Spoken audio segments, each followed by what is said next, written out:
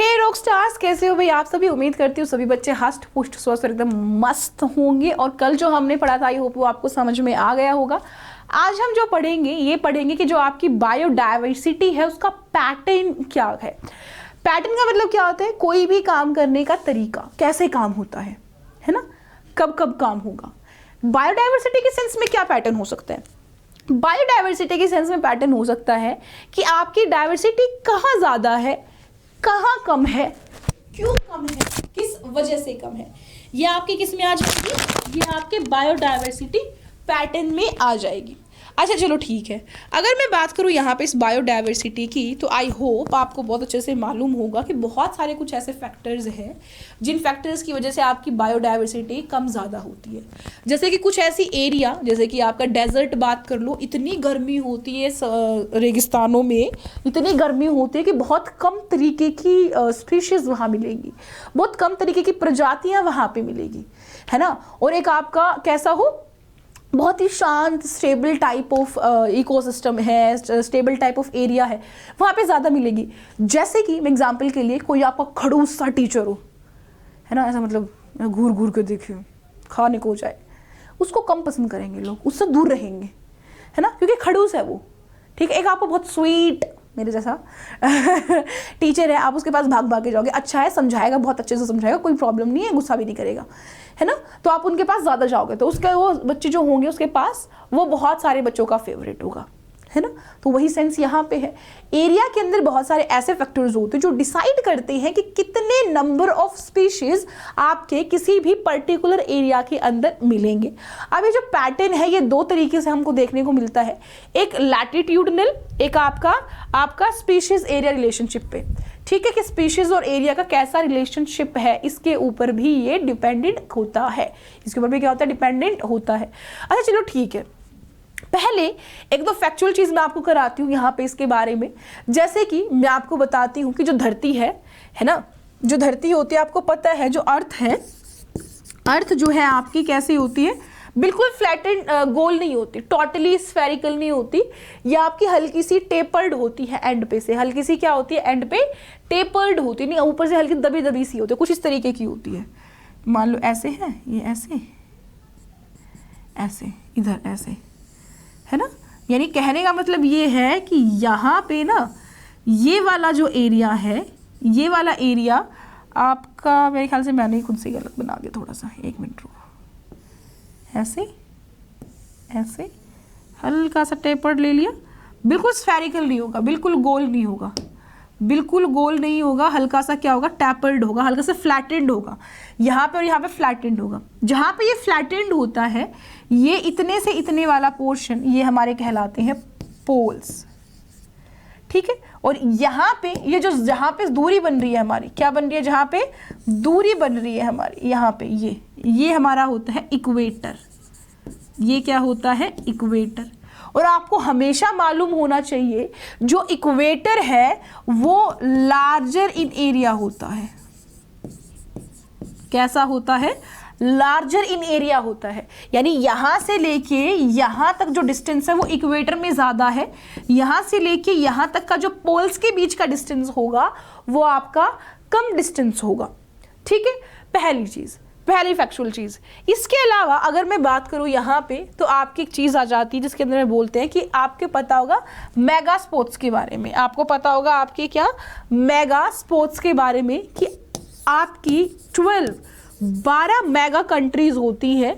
ठीक है, क्या होती है, 12 मेगा डाइवर्स कंट्री है, डाइवर्सिटी कंट्रीज हैं। यानी कि इन 12 देशों के अंदर, इन 12 देशों के अंदर क्या होता है, आपकी बहुत ज्यादा नंबर ऑफ स्पीशीज पाई जाती है। मेगा मतलब बहुत ज्यादा, इन 12 कंट्रियों के अंदर बहुत ज्यादा नंबर ऑफ स्पीशीज पाई जाती है। इतने सारे देशों में टॉप 12 है आपके, और इन टॉप 12 के अंदर भारत जो है, इंडिया जो है 8th नंबर पे है। इंडिया कितने नंबर पे है, 8th नंबर पे है।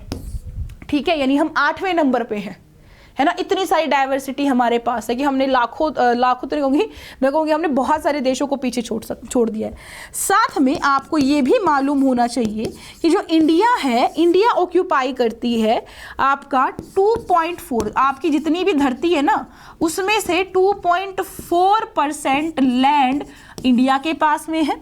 और अगर मैं बात करूं किस चीज़ की, स्पीशीज डाइवर्सिटी की, तो जितनी भी टोटल स्पीशीज है जो आपकी क्या है वो 1.5 मिलियन है ना, उस 1.5 मिलियन के अंदर 8% आपका जो है स्पीशीज डाइवर्सिटी के अंदर आपका कंट्रीब्यूट करता है। कौन? इंडिया करता है। कौन करता है? इंडिया करता है। ये आपको पता होना चाहिए, ये एक आपकी बस नॉर्मल सी फैक्चुअल सी चीज़ है, ठीक है। अब देखो इतना सारा एरिया है हमारे पास, कितना है? इतना सारा एरिया है हमारे पास, तो यहाँ पे ऑब्वियसली बात है डाइवर्सिटी खूब सारी होगी। तो हम अब यहाँ पे पैटर्न पढ़ेंगे कि डाइवर्सिटी आपकी किस तरीके की होगी। सबसे पहले हम आ जाएंगे यहाँ पे लैटिट्यूडनल पे ही, किस पे आ जाएंगे? लैटिट्यूडनल बायोडाइवर्सिटी पे आ जाते हैं। लैटिट्यूडनल बायोडाइवर्सिटी पे आ जाते हैं। अगर मैं बात करूं यहाँ पे लैटिट्यूडनल बायोडाइवर्सिटी की, तो इसमें बोला गया है कि जैसे जैसे आप इक्वेटर से पोल की तरफ आते हो, कहाँ से कहाँ आते हो? जैसे जैसे आप इक्वेटर से पोल की तरफ आते हो तो जो बायोडाइवर्सिटी है, जो हमारी डाइवर्सिटी है वो आपकी डिक्रीज हो जाएगी। यानी इसका मतलब ये है कि इक्वेटर्स के ऊपर ज़्यादा डाइवर्सिटी पाई जाती है एज कंपेयर टू पोल्स, ये कौन कह रहे? ये कौन कह रहे? मैं नहीं कह रही, ये आपका कॉन्सेप्ट कह रहा है, ठीक है। अब अगर मैं बात करूं यहाँ पे इसी चीज़ को अगर मैं आगे कंटिन्यू लेके चलूं तो आपका जैसे कि एग्जांपल के लिए मैं आपको लिख देती हूँ यहाँ पे, जैसे कि आपका एक देश है कोलंबिया, एग्जांपल के लिए आपका क्या है? देश है कोलंबिया, एग्जांपल के लिए लिख देती हूँ कोलंबिया, ठीक है। कोलंबिया है और दूसरा आपका है न्यूयॉर्क, ठीक है। तीसरा आपका है कौन सा? ग्रीनलैंड। तीसरा कौन सा है? ग्रीनलैंड। अब देखते हैं यहाँ पे क्या सीन है। ये आपके इक्वेटर के बहुत पास है ना, क्लोज टू इक्वेटर है ये आपका। कैसे है ये? क्लोज टू इक्वेटर है आपका। कौन? कोलंबिया, ठीक है। तो इसके अंदर जो पाई जाती है कम से कम 1400 स्पीशीज पाई जाती हैं, यानी 1400 नंबर ऑफ स्पीशीज पाई जाती है। न्यूयॉर्क क्योंकि ये कहाँ पे है? ये 41 डिग्री नॉर्थ पे है, 41 डिग्री नॉर्थ पे है। ये इसका एल्टीट्यूड नंबर आपको पता है डिग्रीज होती है आपकी इसकी, इसके अंदर आपकी 105 पाई जाती है। और अगर ग्रीनलैंड की बात करूँ तो ये 71 डिग्री नॉर्थ पे होती है और इसके अंदर 56 नंबर ऑफ स्पीशीज पाई जाती है। सोच के देखो, जो इक्वेटर के ज्यादा पास आता जाएगा उसके अंदर नंबर ऑफ स्पीशीज ज्यादा है, जो ही जैसे ही आप इक्वेटर से दूर जाओगे नंबर ऑफ स्पीशीज कम होने लग जाएंगे, ठीक है। और जैसे ही आप बिल्कुल दूर जाओगे तो और कम हो जाएगा। यानी कह सकते हो कि जैसे जैसे आप क्या जाओगे, जैसे जैसे इक्वेटर से पोल की तरफ जाओगे तो आपकी डाइवर्सिटी कम होती जाएगी। ये मैं नहीं कह रही, ये आपका कॉन्सेप्ट कह रहा है। ये आपको कौन कह रहा है? कॉन्सेप्ट कह रहा है। लैटिट्यूड, ये मैंने क्या लिख रखा है यहाँ पे?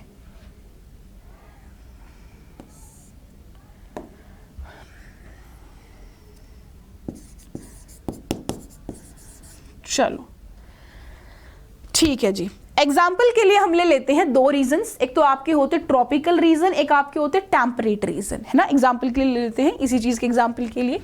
फॉर एग्जाम्पल हमारे पास जो है, एग्जाम्पल के लिए एक और ले लेते हैं टेम्परेट रीजन, और साथ में आपका दूसरा कौन सा हो जाएगा? टेम्परेट और ट्रॉपिकल रीजन। ट्रॉपिकल रीजन हम दो रीजन ले लेते हैं, ठीक है। टेम्परेट रीजन जो आपका है ना, इसके बारे में बात कर लिए, फिर पहले ट्रॉपिकल के बारे में कर लेते हैं पहले, है ना। तो हम पहले बात कर लेते हैं किसके बारे में? ट्रॉपिकल रीजन के बारे में। ट्रॉपिकल रीजन क्योंकि ये नियर है, नियर टू इक्वेटर, तो सीधी सी बात है ज्यादा डाइवर्स है, हाईली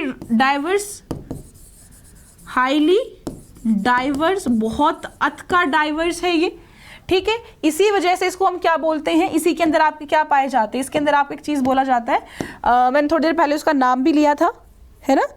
थोड़ी देर पहले मैंने इसका नाम भी लिया था, मोर बहुत ज़्यादा स्पीशीज इसके अंदर है, ठीक है। मैंने कहा था आपके जो अमेज़न के जंगल है, अमेज़न के जो फॉरेस्ट है, अमेज़न के जो फॉरेस्ट हैं वो भी आपके यहीं पे पाए जाते हैं। और अमेज़न के फॉरेस्ट को हम क्या कहते हैं, लंग्स ऑफ अर्थ। क्या बोलते हैं, लंग्स ऑफ अर्थ, क्योंकि इधर सबसे ज़्यादा प्लांट पाए जाते हैं और सबसे ज़्यादा ऑक्सीजन हमको यहाँ से मिलती है। प्लांट होगा तो फोटोसिंथेसिस होगा, फोटोसिंथेसिस होगा तो वहाँ पे आपको ऑक्सीजन मिल ही जाएगी। तो लंग्स ऑफ अर्थ भी इसी चीज़ के लिए हम इसको बोलते हैं। अब यहाँ पे अगर मैं बात करूँ किसकी, टेम्परेट रीजन की बात करूँ, मैं किसकी बात करूँ सेकंड नंबर पे, टेम्परेट रीजन की अगर मैं बात करती हूँ तो टेम्परेट रीजन को हम एक चीज़ और बोल देते हैं, टेम्परेट को हम पोलर रीजन भी बोल देते हैं, पोलर रीजन भी बोल देते हैं। और ये आपकी जो है बिल्कुल लेस डाइवर्स होते हैं। ये क्या होते हैं, लेस डाइवर्स होते हैं, क्योंकि ये आपका नियर द पोल होते हैं। क्या होते हैं, ये नियर द पोल होते हैं, पोल के पास में होते हैं, इक्वेटर के पास में नहीं होते। ये चीज़ आपको बहुत अच्छे से मालूम होनी चाहिए। अब देखो बात ऐसी है, ऐसे क्या रीज़न है जो कि ट्रॉपिकल के अंदर आपका जो है ज़्यादा होता है और वहीं पे आपका जो टेम्परेट है उसके अंदर कम होता है। इसके पीछे भी कोई ना कोई पर्टिकुलर आपका रीज़न होगा ही होगा। और उन रीजंस की हम क्या कर लेते हैं, यहाँ पे एक बार चर्चा कर लेते हैं, ठीक है। जैसे कि अगर मैं बात करूँ किस चीज़ की, स्पेसिएशन इज अ फंक्शन, है ना, इसकी बात कर लेते हैं। आपका ट्रॉपिकल में ऐसा क्या है, स्पीशीज ऑफ ट्रॉपिकल के अंदर ऐसी क्या चीज़ें हैं, ज़रा हम उसकी क्या कर लेंगे, अभी बात कर लेंगे, ठीक है। तो चलो नोट डाउन करो फटाफट से, कोई प्रॉब्लम नहीं है। तो मैं यहाँ पे लिख देती हूँ स्पीशीज ऑफ ट्रॉपिकल। यहाँ पे इतनी सारी स्पीशीज क्यों है, रीजन वाई इतनी सारी क्यों है, जरा हम इसकी बात कर लेते हैं, ठीक है। इतनी सारी क्यों है, तो आपका रीजन है क्योंकि समय के साथ ना इनका स्पेसिएशन हो जाता है। क्या हो जाता है, समय के साथ इनका स्पेसिएशन हो जाता है। तो सबसे पहले लिखोगे speciation, speciation is a function of time, यानी टाइम के साथ जो है क्या होता है, स्पेसिएशन होता है। आपकी जो स्पीशीज है वो स्पीशीज बढ़ती जाती है, वो स्पीशीज क्या होती जाती है, बढ़ती जाती है, वो आपकी रिप्रोड्यूस करती जाएगी। वो नंबर ऑफ रीजंस है। अब जरा हम उस नंबर ऑफ रीजंस की बात करेंगे। देखो सबसे पहले तो इक्वेटर है, तो इक्वेटर की खास चीज़ ये है, इक्वेटर के पास में है, तो पहली बात सबसे स्टेबल इन्वायरमेंट इसका है ना। फर्स्ट रीजन इज क्या है आपका, स्टेबल इन्वायरमेंट, स्टेबल इन्वायरमेंट यहाँ पे रहता है, जिसमें कि हम बात करेंगे कहाँ पे, हम उसके बारे में नहीं लिखेंगे टेम्परेट के बारे में, लिखेंगे हम सिर्फ ट्रॉपिकल के बारे में। टेम्परेट में क्या है, कभी कुछ हो रहा है, कभी एकदम से बहुत बारिश हो गई, कम बारिश हो गई, कभी बारिश ही नहीं हो रही, कभी कुछ हो रहा है। पर ट्रॉपिकल के अंदर आपका स्टेबल इन्वायरमेंट, बारिश होगी टाइम से होगी, सीजन होते हैं यहाँ पे, क्या होते हैं यहाँ पे, सीजन होता है, सीजन टाइमिंग होती है, उन्हीं के अंदर बारिश होगी, इसी टाइम पे गर्मी होगी, इसी टाइम पे सर्दी होगी, वो फिक्स है आपका वहाँ पे, ठीक है। और ये आपका क्या करती है, स्टेबिलिटी कोज करती है, ऑल ऑफ सडन नहीं होता। जैसे कि अगर आपकी गर्मी पड़ रही है ना, नवंबर दिसंबर के महीने में कभी बारिश होती है, नहीं होती। सोचो कि नवंबर दिसंबर के महीने में बारिश हो जाए, गड़बड़ हो जाएगी ना। ऐसे गड़बड़ आपकी टेम्परेट में होती है, पर ट्रॉपिकल में नहीं होता। तो इसी वजह से ये भी क्या है आपका, स्टेबल है आपका।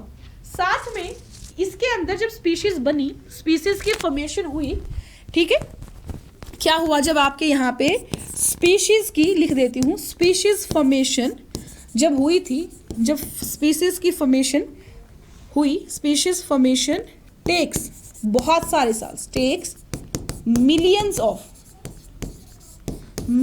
ऑफ ईयर्स अनडिस्टर्ब्ड, ठीक है। ऐसा नहीं था कभी कुछ है, कभी कोई फैक्टर आके परेशान कर रहा है, कभी कोई फैक्टर आके परेशान कर रहा है, नहीं।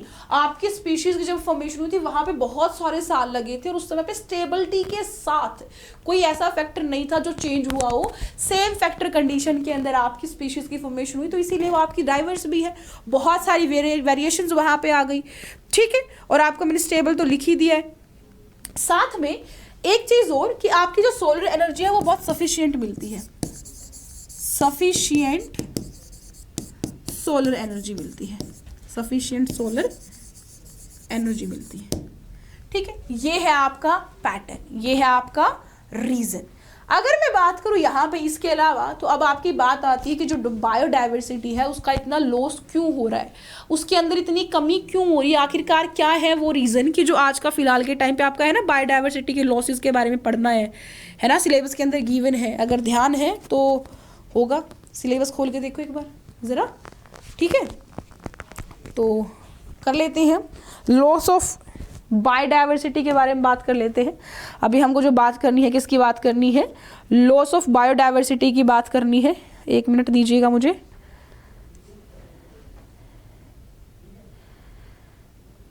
स्पीशीज एरिया नहीं करना, उसके ऊपर इतना नहीं पूछा जाता, बाकी बता देती हूँ, सेकंड नंबर वाला बता देती हूँ, स्पीशीज एरिया रिलेशनशिप बता देती हूँ। स्पीशीज एरिया, स्पीशीज एरिया कहता है कि जैसे जैसे आपका एरिया बढ़ता है, जैसे जैसे एरिया इंक्रीज होगा, वैसे वैसे आपकी स्पीशीज की डाइवर्सिटी ये भी क्या होगी, इंक्रीज होगी, बट टू अ लिमिट, एक लिमिट तक ही करेगी। ऐसा नहीं है बस बावलों की तरह होती जाएगी, नहीं, एक टाइम के बाद चीजें स्पीशीज आपकी वापस से वही मिलने लग जाती है। ये आपका स्पीशीज एरिया रिलेशनशिप है, इसके अंदर यही करना है, इसके अंदर इसके ज्यादा नहीं करना है, ठीक है, इसके बारे में हमको ज्यादा नहीं करना है। अब हमको जो करना है, मेन करना है आपका बायोडाइवर्सिटी का लॉस। क्या करना है, लॉस ऑफ बायोडाइवर्सिटी। आपको पता है कि हम बहुत बारी चीज़ें सुनते हैं, है ना, अखबारों में सुनते हैं कि ये वाला जीव एक्सटिंक्ट हो गया, ये एक्सटिंक्ट होने वाला है, ये हो गया, वो हो गया, है ना, कितना सब सुनते हैं।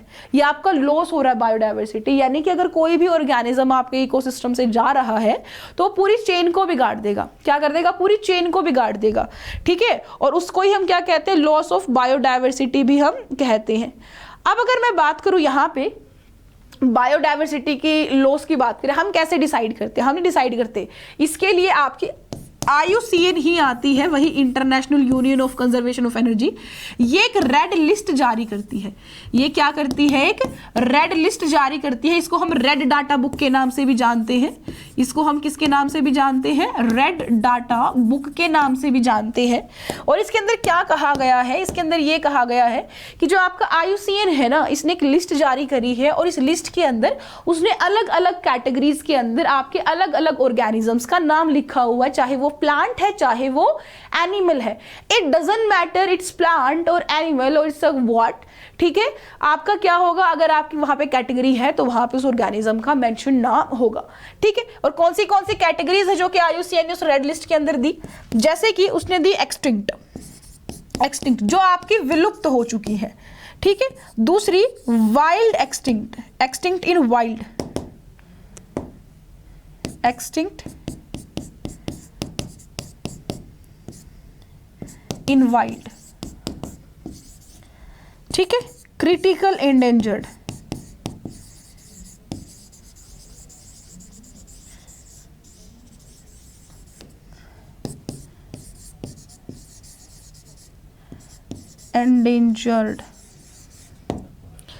ठीक है। इसके नीचे का सीक्वेंस है वल्नरेबल,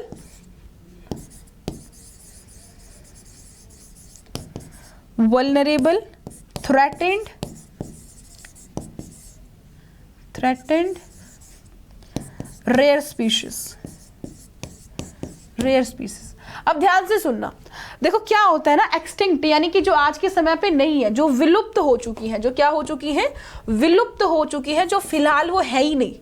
एक्सटिंक्ट इन वाइल्ड का मतलब है कि देखो फिलहाल अपने नॉर्मल हैबिटेट के अंदर तो नहीं है, they are not present in their normal और natural habitat, but they are somewhere in captive situation. Captive मतलब कि जैसे कि हमारे कहीं जू हो गया, कोई बोटानिकल गार्डन हो गया, हमने वहां पे आर्टिफिशियली उसको ग्रो करा रखा है, ठीक है।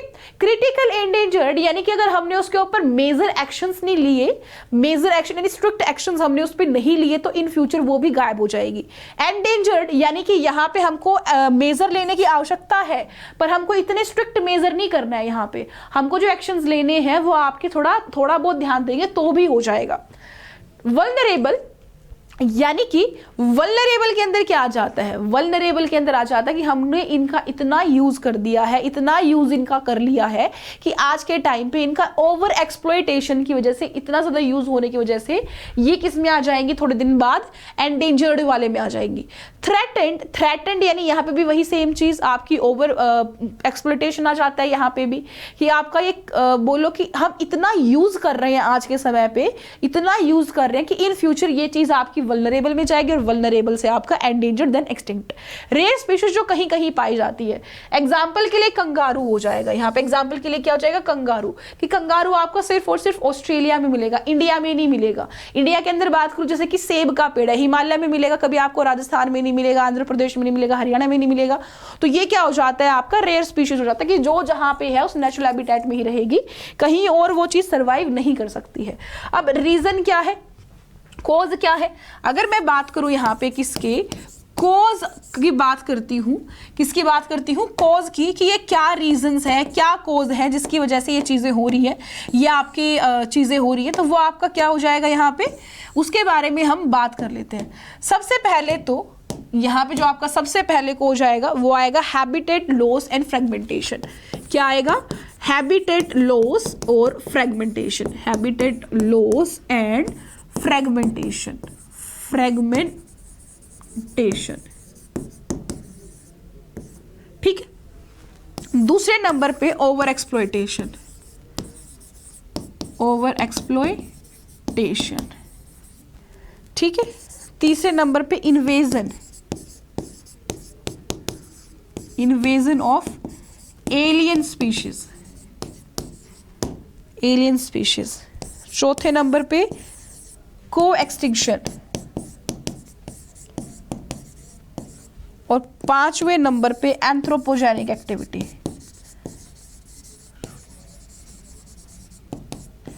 जरा इनके बारे में, एक एक के बारे में अच्छे से बता देती हूं मैं आपको सबको, ठीक है।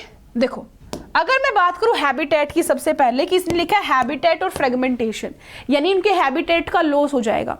जैसे कि अगर मैं बात करूं यहाँ पे, तो आप सबको पता है कि जहाँ पे हम रह रहे हैं एक टाइम पे, यहाँ पे पहले कभी जंगल, फॉरेस्ट वगैरह ये सारी चीजें होती थी, बिल्कुल होती थी, हम तो आदिवासी थे। समय के साथ जैसे जैसे चीजें इवोल्व होती हैं, हम क्या करते हैं, आपके उनको काट देंगे, वनों को काट देंगे, सफाई कर देंगे, वहाँ पे खेत बना देंगे, कुछ भी चीज़ कर देंगे, तो वहाँ पे जो रहने वाले थे स्पीशीज, जो वहाँ पे रहने वाले ऑर्गेनिजम्स थे, वो कहाँ जाएंगे, वो कहाँ जाएंगे, उनका तो हैबिटेट लूज हो गया।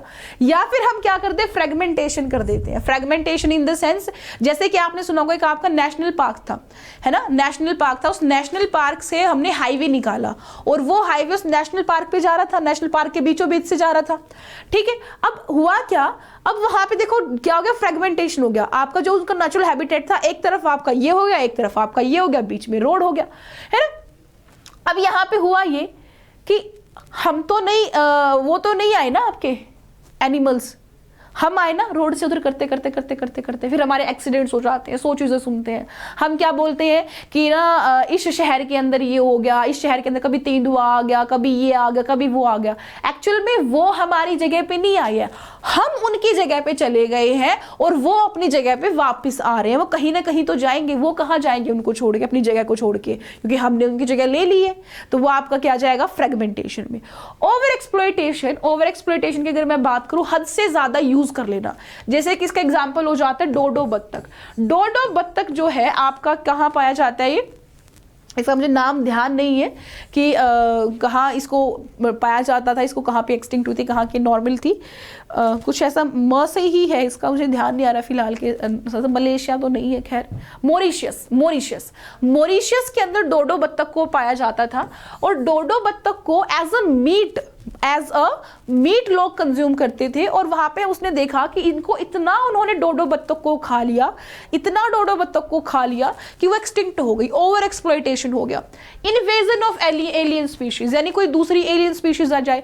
देखो जब भी कोई एक्सोटिक स्पीशीज आती है या एलियन स्पीशीज आती है, तो क्योंकि उसका वो नेचुरल हैबिटेट नहीं था, तो वहां पे उसको खाने वाला, उसको मारने वाला भी नेचुरली नहीं होगा, है ना। जो कि मैंने आपको एक इकोसिस्टम के अंदर एग्जांपल बताया बताया था कैक्टस का कि भाई आपका ऑस्ट्रेलिया के अंदर कैक्टस उगा दिए थे, वो इतने फैल गए बहुत ज्यादा। जैसे वाटर हाइएंस आपका है, टेरर ऑफ बंगाल, हमने उसको ऑर्नामेंटल के लिए ले तो आए, पर उसका क्योंकि कोई नॉर्मल आपका क्या नहीं है, किलर नहीं है नेचुरल हमारे इंडिया में, तो वो इतनी फैल गई है कि हम उसको वाटर हाइएंस को क्या बोलते हैं आज के टाइम पे, टेरर ऑफ बंगाल बोलते हैं। ऐसे ही कोएक्सटिंक्शन यानी कि अगर एक एक्सटिंक्ट हो रही है दूसरे ऊपर वाली अपने आप एक्सटिंक्ट हो जाएगी, जो इसके ऊपर इंडिपेंडेंट होगी। जैसे कि एक आपके कुछ प्लांट थे मॉरिशस के अंदर जो कि कैसे जर्मिनेट करते थे, वो जर्मिनेट जब करते थे जब आपकी डोडो बत्तख उनके बीजों को खाएगी और उसको डाइजेस्ट करके बाहर निकाल देगी। जैसे ही वो डाइजेस्ट करेगी तो उनके ऊपर की हार्ड वॉल उतर जाएगी, सीड के ऊपर की हार्ड वॉल उतर जाएगी, फिर वो जर्मिनेट कर जाएगा। अनटिल और अनलेस ये प्रोसेस ना हो तो आपका वहां पे क्या हो जाएगा, एक्सटिंक्ट होना शुरू हो जाएगा। तो उन्होंने देखा कि आपके जो वो केवलर के ट्री थे वो भी एक्सटिंक्ट होना शुरू हो गए, पर उन्होंने टाइम से मॉरिशस वालों ने टाइम से ध्यान दे लिया, तो उन्होंने क्या किया, डोडो बत्तख की जगह टर्की को क्या कर लिया, टर्की जो आपकी होती है शतुरमुर्गी सी होती है, टर्की होती है ना, उनको ले आए। उसकी वजह से वो आपके प्लांट तो बच गए, बट अगर ऐसा केस नहीं होता तो वो भी एक्सटिंक्ट हो जाते। एंथ्रोपोजेनिक एक्टिविटीज यानी कि ह्यूमन एक्टिविटीज की वजह से, किसकी वजह से, ह्यूमन एक्टिविटीज की वजह से आपकी जो लॉस होता है वो आपका आ जाता है एंथ्रोपोजेनिक एक्टिविटीज के अंदर। ठीक है, अब अगर मैं यहां से बात करूं किस चीज की, यहां से बात अगर मैं करूं आपकी आगे, तो आपको मैं क्या कहूंगी अभी भाई, हाँ कुछ आपकी लिखा देती हूँ, कुछ आपकी जो रिसेंट एक्सटिंक्शंस है उनके बारे में मैं आपको लिखा देती हूँ यहाँ पे। ठीक है, एक लिस्ट कर लो तैयार जो हो गई है, एक्सटिंक्ट है ये आपकी, कैसी है ये आपकी, एक्सटिंक्ट है। पहले नंबर पे डोडो, ठीक है, ये मॉरिशस के अंदर है। ठीक है, दूसरा क्वागा, ये अफ्रीका में है। थाइलसिन ऑस्ट्रेलिया के अंदर। स्टेलर्स सी काउ ये रशिया में है। टाइगर बैट ये आपका जापान और कैशिकंस के अंदर है। देखो अगर मैं बात करूं यहाँ पे तो बहुत ही इजी आ जाता है यहाँ पे चीज़ें, कुछ ऐसा नहीं है जो आपको समझ में ना आए। ठीक है, जैसे कि अगर मैं बात करूँ ये, तो आपकी ये वो हैं जो कि आज के टाइम पे एक्सटिंक्ट हो चुकी हैं, आपकी है ही नहीं फिलहाल के टाइम पे, ये है ही नहीं ये आपकी एक्सटिंक्ट हो चुकी हैं फिलहाल के टाइम पे, ये है नहीं, एक्सटिंक्ट हो चुकी है। ठीक है, ये वो लिस्ट है आपकी। ठीक है, अब इसको ध्यान से देख लीजिएगा।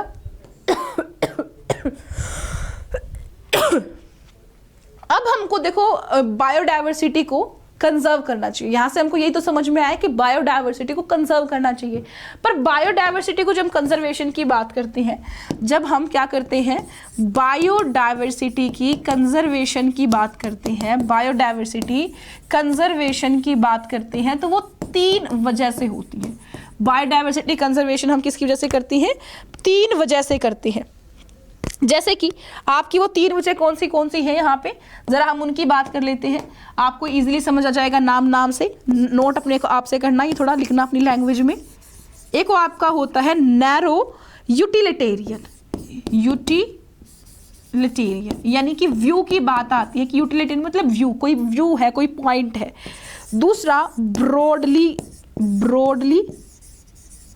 यूटिलिटेरियन, और तीसरा है एथिकल यूटिलिटेरियन। तीसरा हमारा क्या आ जाता है, एथिकल यूटिलिटेरियन। अब ये आपको बस नाम लिखना है, अपनी भाषा में कैसे लिखोगे वो आप देख लीजिए प्लीज। ठीक है, चलो मैं आपको बता देती हूँ नैरो का मतलब क्या है। नैरो यानी कि बस अपने लिए, है ना, कल को हमको ये चीज ना मिली तो हम क्या करेंगे, परसों को हमको ये चीज ना मिली तो हम क्या करेंगे, यानी खुद के लिए जो हम सोचते हैं नैरो। ठीक है, वो आपका नैरो यूटिलिटेरियन के लिए, भाई ये चीज कम यूज करो, कल को हमको ही नहीं मिलेगी, हम ही नहीं यूज कर पाएंगे, है ना। फिर दूसरा आता है ब्रॉडली यूटिलिटेरियन, यानी कि हम तो ठीक है पर जो हमारे आने वाले बच्चे हैं वो नहीं देख पाएंगे, वो देख पाए इसीलिए इसको कंजर्व करो, ये इसका व्यू है एक। ठीक है, जैसे होते ना कुछ आपने घर वाले देखे होंगे जो बोलते हैं कि भाई ये भी बच्चा कर लेगा, ये भी बच्चा कर लेगा, ये भी बच्चा। कुछ ऐसे होते जिनके बच्चे भी नहीं हुए होते, बच्चे छोटे छोटे होते हैं, वो शराब वराब पी के बिल्कुल से बेवड़ों की तरह रहते हैं, उनको मतलब ही नहीं है बच्चों से, वो अपना अपना देख रहे हैं कि उनके शराब के पैसे पूरे हो जाने चाहिए। वो जो अपने लिए देख रहे हैं, सिर्फ अपना सेल्फ देख रहे हैं, वो नैरो यूटिलिटेरियन के लिए आता है कि जब हम कोई कंजर्वेशन इसलिए करते हैं ताकि खुद का बेनिफिट हो, तो नैरो में आता है। ब्रॉडली में आने वाली फ्यूचर जनरेशन को वो चीज मिले, इसलिए। एथिकल इसलिए कि देखो हम जो एनिमल्स हैं वो ज़्यादा यूज़ करते हैं ना, हम ह्यूमन ज़्यादा यूज़ करते हैं, बट ह्यूमन के अलावा जो दूसरे एनिमल है, अदर एनिमल है जो कि एक्सटिंक्ट हो रहे हैं, साथ में कुछ प्लांट है, ये धरती इनकी भी इतनी ही है और इतनी ही हमारी है। तो एथिकली अगर देखो, मोरली, आप यहाँ पे मोरल भी बोल सकते हो, मोरली है ना, ये मोरल अगर हम देखें, यानी कि आपका जो बोलते हैं ना कि मोरल, नैतिक देखें, नैतिकता के हिसाब से देखें, तो एनिमल प्लांट्स जो दूसरे हैं, जो बोल नहीं सकते, जो हमारे जैसे नहीं है, चल फिर नहीं सकते हमारे जैसे, ठीक है, कपड़े नहीं पहनते हमारे जैसे, उनकी भी धरती इतनी ही है, तो उनके लिए भी हम कंजर्व करेंगे, उनको भी हम कंजर्व करेंगे। ये आपके कंजर्वेशन के 3 तरीके हैं जो आपको नोट डाउन करने हैं, ठीक है। अब अगर बात करूं ये कंजर्वेशन होती कैसे है, ये कंजर्वेशन आपकी 2 तरीके से होती है। क्या होती है? 2 तरीके से कंजर्वेशन होती है। कंजर्वेशन 2 तरीके से होती है।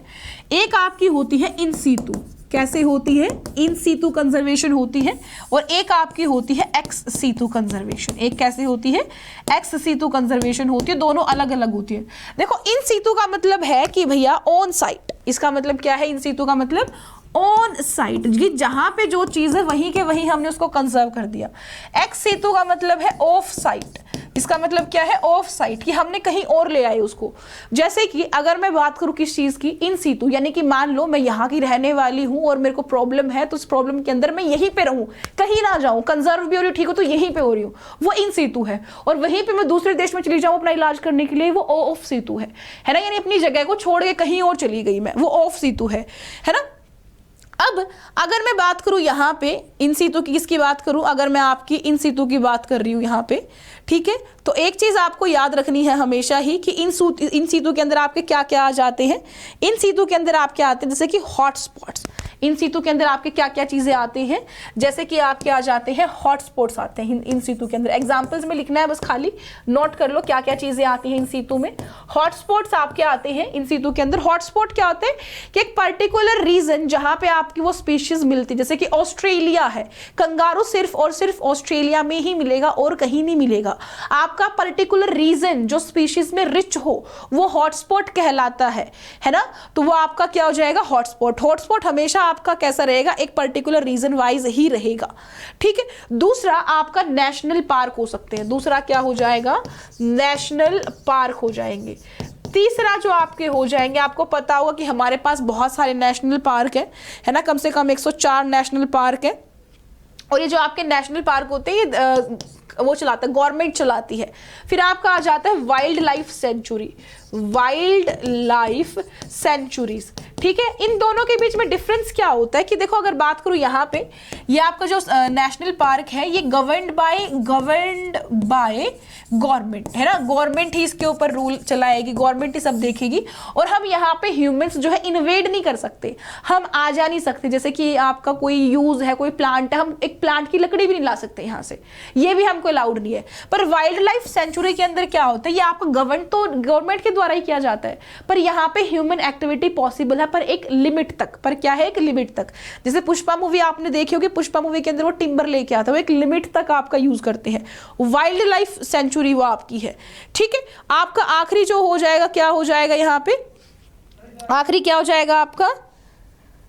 बायोस्फेयर हो जाएंगे। क्या हो जाएगा फिर आपका? बायोस्फेयर रिजर्व हो जाएंगे। आखिरी है बायोस्फेयर रिजर्व, ये आपका बायोस्फेयर रिजर्व। जैसे कि आपकी अगर बात करूं तो जैसे कि चट्टान है, चट्टानों के ऊपर लाइकन खूब पाई जाते हैं, वो बायोस्फीयर है उसका, है ना। तो ये आपके इन सीतु के एग्जाम्पल हो जाते हैं। एक्स सीतु यानी कि हम उसको वहां से ले आए, उसकी साइट से ही ले आए हम उसको, है ना। क्या ले आए? उसकी साइट से ही ले आए, तो वो आपका क्या हो जाएगा इधर भी? तो आपका जनरली होएगा ये क्या, एक तो आपका हो जाता है जूलॉजिकल पार्क। ऑफ साइट में क्या हो जाएगा? हाँ चलो, ऑफ साइट में क्या हो जाएगा? इसके अंदर हो जाएगा जैसे कि आपके botanical garden, botanical garden, zoological park, zoological park, wild life safari,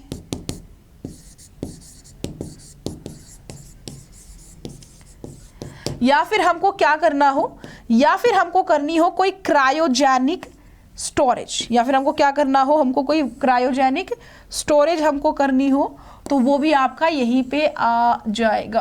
तो ये भी मैं लिख देती हूँ यहाँ पे, ठीक है, क्रायोजेनिक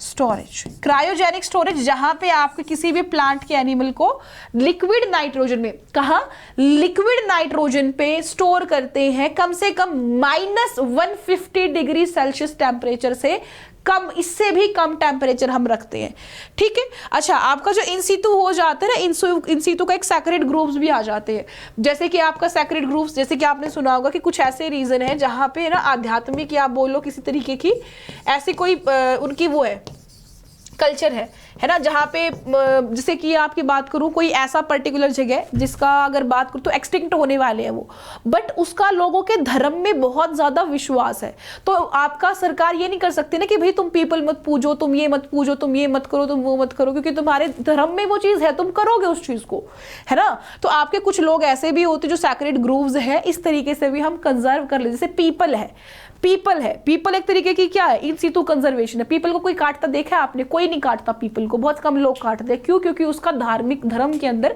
हिंदू धर्म के अंदर बहुत ज्यादा महत्व है, सनातन धर्म के अंदर बहुत ज्यादा महत्व है, तो कोई नहीं काटता उसको, है ना। हिंदू तो कम से कम नहीं काटता आपका। तो ये क्या हो गया, इन सीतु कंजर्वेशन, कि वो जहां पे था वही है, काटा ही नहीं, ठीक है। तो ये तो था आपका भाई पूरा लेक्चर बायोडाइवर्सिटी एंड कंजर्वेशन का। आई थिंक आपको सबको क्लियर होगा, ठीक है। और जिसको भी कोई डाउट है किसी भी तरीके का, कोई भी किसी भी तरीके का कोई डाउट है, तो आप मुझे कॉमेंट सेक्शन में बता दीजिएगा। और do not forget to like the session, share the session, and do not forget to subscribe also. Bye.